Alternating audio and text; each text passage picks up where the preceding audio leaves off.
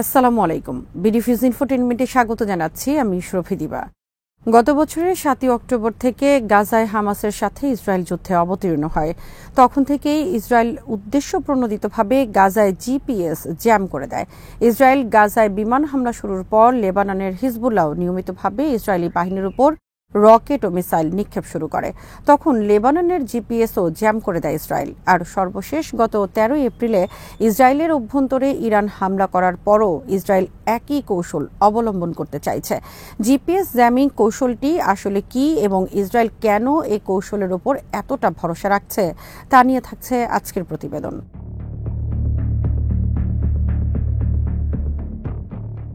Jamming হলো এমন এক কৌশল যার মাধ্যমে যে কোনো ধরনের যোগাযোগে প্রতিবন্ধকতা তৈরি করা যায়।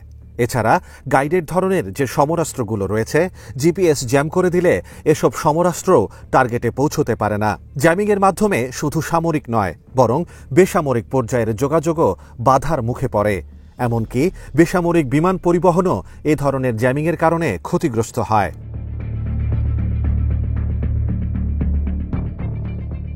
গত ১৩ এপ্রিল ইরান যখন ইসরায়েলের বিরুদ্ধে নজিরবিহীন ক্ষেপণাস্ত্র ও ড্রোন হামলা চালায়, তখন মধ্যপ্রাচ্য জুড়ে বেশ কিছু বেসামরিক লোক তাদের গাড়ির জিপিএস, গুগল ম্যাপ এবং উবার ফোন অ্যাপগুলো ভুল তথ্য দিতে দেখেছিল। কেন এমনটা হয়েছিল তাৎক্ষণিকভাবে তারা তা বুঝতে পারেননি। এমনকি এমনও হয়েছে তারা আছেন হয়তো মধ্যপ্রাচ্যের একটি দেশে, কিন্তু জিপিএস অ্যাপে ভিন্ন কোনো লোকেশন দেখাচ্ছিল। পরবর্তীতে তারা জেনেছেন জিপিএস সংশ্লিষ্ট অ্যাপসগুলোতে এরকম এলোমেলো তথ্য এসেছিল কারণ ইসরায়েল ওই অঞ্চলের জিপিএস জ্যাম করে রেখেছিল।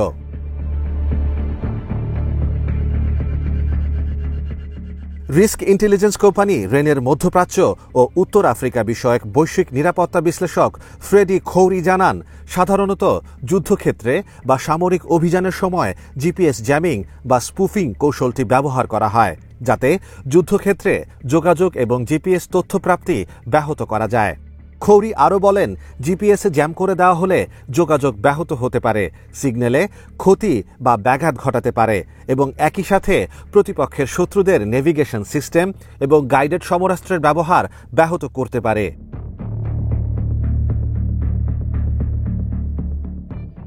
গাইডেড ক্ষেপণাস্ত্র বা ড্রোন সাধারণত তাদের লক্ষ্য খুঁজে পেতে জিপিএস ব্যবহার করে। গত অক্টোবরে গাজায় যুদ্ধ শুরু হওয়ার পর থেকে ইসরায়েল এই জ্যামিংয়ের ব্যবহার বাড়িয়েছে। হিজবুল্লাহর সাথে পূর্ণাঙ্গ যুদ্ধের আশঙ্কা থাকায় ইসরায়েল লেবাননের কিছু অংশেও এই জ্যামিংকে প্রসারিত করেছে।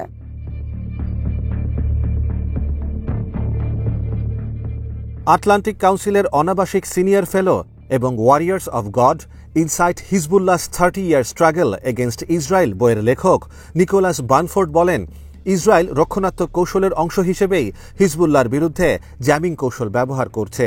কারণ লেবাননে যদি ইসরায়েলের হামলা করার কোনো পরিকল্পনা থাকত, তাহলে তারা প্রি-অ্যাম্পটিভ কৌশল হিসেবে কখনোই জ্যামিং করার কৌশলে যেত না।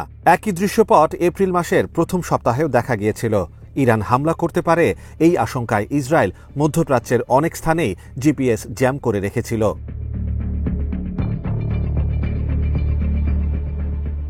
জিপিএস জ্যামিং করে ইসরায়েল প্রতিপক্ষের ড্রোন বা প্রিসিশন গাইডেড যুদ্ধাস্ত্র ব্যবহারে বাধা দিতে পারে। হিজবুল্লাহর কাছে যেহেতু বিশাল অস্ত্রাগার রয়েছে, হিজবুল্লাহ তার এই অস্ত্রগুলো দিয়ে প্রতিপক্ষের লক্ষ্যে সঠিকভাবে আঘাত করার জন্য জিপিএস গাইডেন্সের উপর নির্ভর করে। খৌরি জানান, ১৩ এপ্রিল ইরানের হামলার আগে ইসরায়েল জিপিএস জ্যামিং কৌশল ব্যবহার করেছিল। তবে জিপিএস জ্যামিং করার কারণে ইরানের মিসাইলগুলোর গতিপথ পাল্টে গিয়েছিল কিনা তা এখনও স্পষ্ট নয়।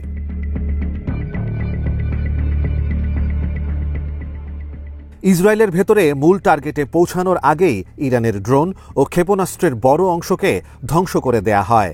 অবশিষ্টগুলো ইসরায়েলের আকাশসীমায় পৌঁছানোর পর সেগুলো গুলি করে ভূপাতিত করা হয়। আর এত কিছুর পরও কিছু ড্রোন এবং মিসাইল ঠিকমতোই ইসরায়েলের ভূখণ্ডে প্রবেশ করে যথাযথভাবে টার্গেটে আঘাত করে।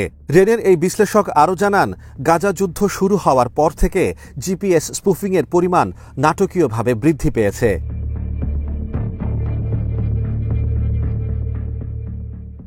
গাজা উপত্যকার চারপাশে এবং লেবাননের সাথে লাগোয়া ইসরায়েলের উত্তর সীমান্ত বরাবর জিপিএস জ্যামিং উল্লেখযোগ্যভাবে বেড়েছে। হিজবুল্লাহর প্রিসিশন গাইডেড সমরাস্ত্র থেকে নিজেদের সুরক্ষিত রাখার জন্য ইসরায়েল এর উত্তর সীমান্তের সংঘাতপূর্ণ এলাকায় গত বছরের 15 অক্টোবর থেকেই জিপিএসকে রেস্ট্রিক্টেড করে দেয়। অনেক বিশ্লেষক আশঙ্কা করেন লেবাননে সত্যিকারের হামলা চালানোর আগে ইসরায়েল জিপিএস ব্যবহার করতে পারে।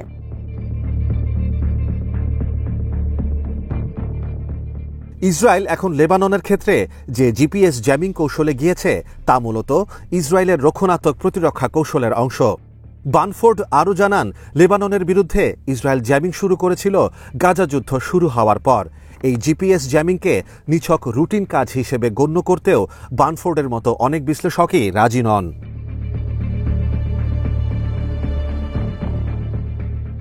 বেসামরিক যোগাযোগ এবং নেভিগেশনের হস্তক্ষেপের পাশাপাশি জিপিএস স্পুফিংয়ের ঘটনাগুলি বাণিজ্যিক বিমানের নেভিগেশনকেও প্রভাবিত করতে পারে।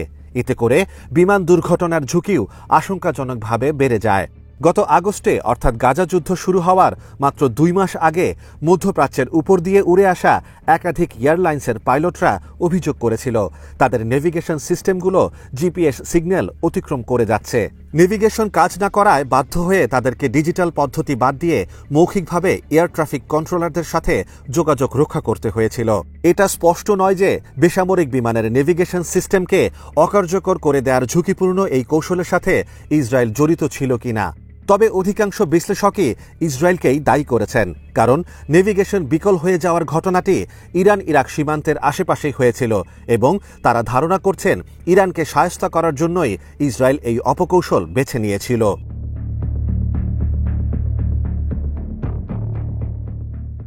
লেবাননের বিরুদ্ধে ইসরায়েল জিপিএস জ্যামিং করায় দেশটির সরকার আনুষ্ঠানিকভাবে এর প্রতিবাদ করেছে। লেবানন ইসরায়েলকে সতর্ক করে দিয়ে বলেছে এ ধরনের জ্যামিং তাদের বেসামরিক বিমান চলাচলকে ঝুঁকিতে ফেলেছে।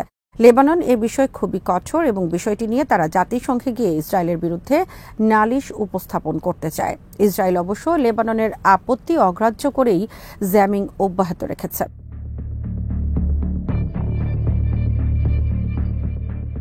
জ্যামিংয়ের কারণে ইতিমধ্যেই বেশ কিছু বেসামরিক ফ্লাইট বাধাপ্রাপ্ত হয়েছে। সম্প্রতি টার্কিশ এয়ারলাইন্সের ফ্লাইট জিপিএস জ্যামিংয়ের কারণে বৈরুতে নিরাপদে অবতরণ করতে না পেরে আবার তুরস্কে ফিরে যেতে বাধ্য হয়। লেবাননের বিরুদ্ধে ইসরায়েলের এমন জ্যামিং এবারই প্রথম নয়।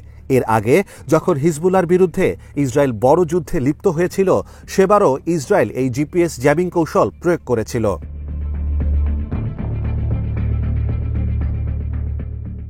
2006 সালে হিজবুল্লাহর বিরুদ্ধে যুদ্ধের সময় ইসরায়েল সীমান্তবর্তী এলাকাগুলোতে জিপিএস সিগন্যাল জ্যাম করেছিল। তাই সাধারণ নাগরিকেরাও সেলফোন ব্যবহার করতে পারেনি, এমনকি সাধারণ ফোনও ব্যবহার করা যায়নি।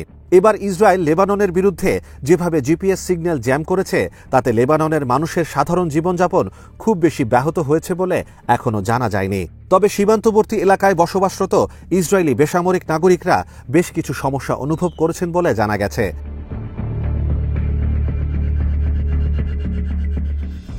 এমনও হয়েছে একজন নাগরিক রয়েছেন ইসরায়েলে, কিন্তু তার গুগল ম্যাপ ও জিপিএস দেখিয়েছে তিনি লেবাননের রাজধানী বৈরুতে অবস্থান করছেন। আবার এমনও দেখা গেছে ইসরায়েলের যেসব নাগরিকেরা লাইফ 360 নামক ফ্যামিলি লোকেশন অ্যাপ ব্যবহার করেছিলেন, তারা অ্যাপসেই দেখতে পেয়েছেন তাদের ছেলেমেয়ে কিংবা পিতামাতা বৈরুতের রানওয়েতে হেঁটে বেড়াচ্ছেন, অথচ শারীরিকভাবে তারা সবাই হয়তো তাদের আশেপাশেই ছিলেন।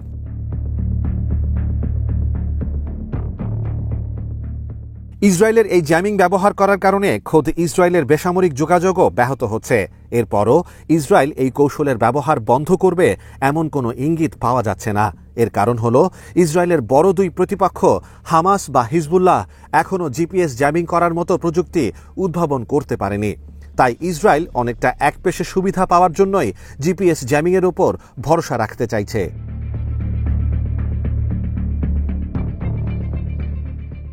আজ এখানেই শেষ করছি। সমরাস্ত্র প্রতিরক্ষা কূটনীতির নানা তথ্য জানতে চোখ রাখুন বিডিভিউজ ইনফোটেইনমেন্টে। চ্যানেলটি ভালো লাগলে সাবস্ক্রাইব করুন, সংযুক্ত থাকুন আমাদের ফেসবুক পেজে। আল্লাহ হাফেজ।